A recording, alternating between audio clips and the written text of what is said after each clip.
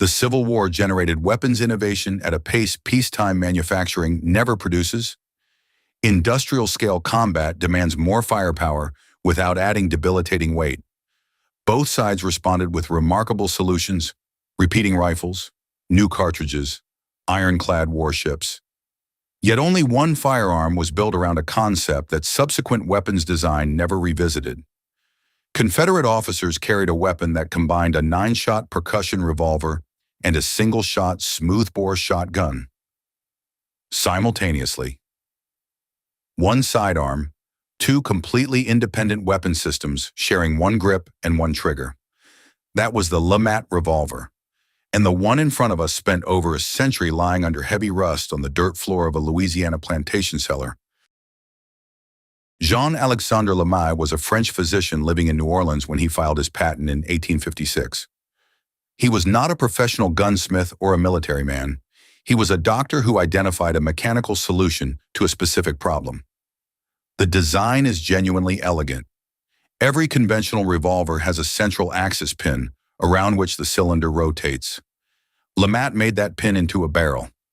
A 20-gauge smoothbore barrel running precisely through the center of a 9-chamber cylinder with its own percussion, nipple, and muzzle. The cylinder carries 9.42 caliber chambers arranged around this central barrel. The hammer nose isn't fixed. It pivots between two positions on a simple hinge. Upper position, it strikes the 9-cylinder chambers in sequence. Lower position, it fires the central shotgun barrel loaded with buckshot.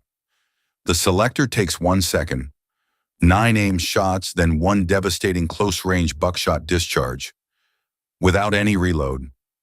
In 1861, there was nothing else like it. The men who chose the LeMat were not ordinary soldiers. General J.E.B. Stuart, the most celebrated cavalry commander in the Confederate Army, carried one as his personal sidearm. General P.G.T. Beauregard also carried one. In fact, Beauregard became a co-patent holder, lending his military reputation to promote the weapon. That endorsement was a practical statement about what works in combat. Lacking industrial capacity, the Confederacy manufactured it in Paris and Birmingham. Completed revolvers were shipped to the Bahamas and Cuba, then run through the Union naval blockade on fast, shallow-draft vessels. Total production across all variants reached approximately 3,000 units. In a war that consumed millions of weapons, 3,000 is a vanishingly small number. Every single surviving LeMat today is an incredibly rare object. Our example was found in the cellar of a Louisiana plantation house during structural renovations. It lay on the original brick floor, covered in rust so thick and uniform that identifying it required looking at the overall silhouette. The mechanism was completely seized, not stiff, but absolutely immobile, held solid by decades of corrosion.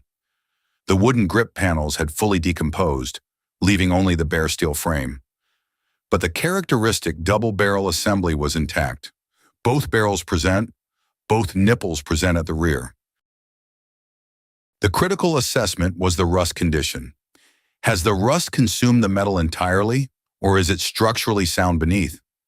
By pressing a sharp steel point through the rust, we hit live, solid metal. Recovery was viable. The heavy surface rust hadn't consumed the core metal. We selected electrolytic rust removal. Electrical current converts iron oxide back to base iron without any mechanical abrasion, protecting fragile historical markings. Multiple slow treatment cycles brought the weapon back from under its heavy incrustation. What emerged was a fully authenticated Civil War LeMat. French proof marks from the Paris manufacturer were clearly visible, alongside Confederate military acceptance stamps. All 9-cylinder chambers and the central shotgun barrel were clean throughout. The heavy cylinder rotated and indexed correctly, locking cleanly at all 9 positions.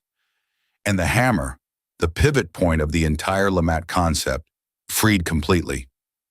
The nose now pivots between the upper and lower positions with a clean, deliberate click. From cylinder to shotgun. That metallic click is the defining sound of the LeMat. It's exactly what Confederate officers felt when preparing for an engagement. Traditional hot bluing stabilized the metal, and new custom walnut grips were fitted.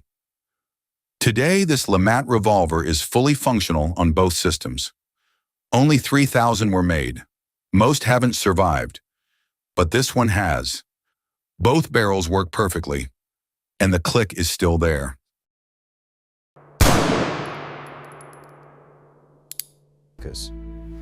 Complete function confirmed. Both barrel systems operational, 9-shot main capacity verified, 20-gauge shotgun capability.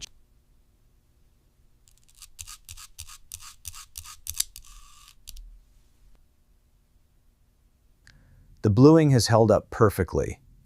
Excellent condition, post-firing. Professional work.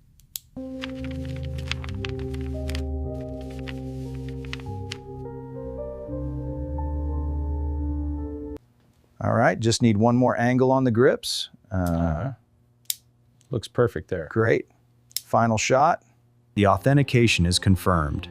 These are period Confederate inspection stamps, finalizing the restoration documentation. It is. Let's compare these photographs. Yeah. The transformation is significant, truly remarkable. Look at the restoration quality. Yes, the authentication is solid. This is indeed one of the rare Confederate LeMats. Yeah. Look at this auction estimate. It's truly a significant piece of history. Narrative completed. Confederate officer's sidearm preserved.